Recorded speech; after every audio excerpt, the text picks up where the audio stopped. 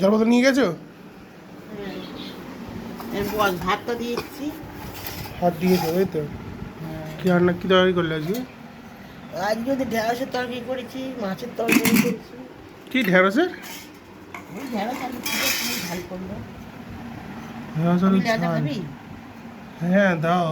কি বড় সাইজ গো! এই ডাল আর করিনি, ওই ডাল ভেজে ভালো লাগে না। এই যে কাল তোমার ছিল তাই তো?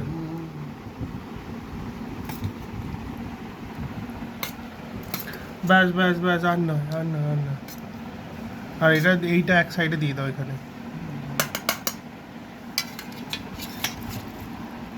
চট। ঢেঁড়স আলু ঝাল তাই তো, পেঁয়াজ দিয়ে? ব্যাস, আর নয় আর নয় আর নয়। সাইডে করে দাও। এটা কাতলা মাছ আলুদের ঝোল, রসা।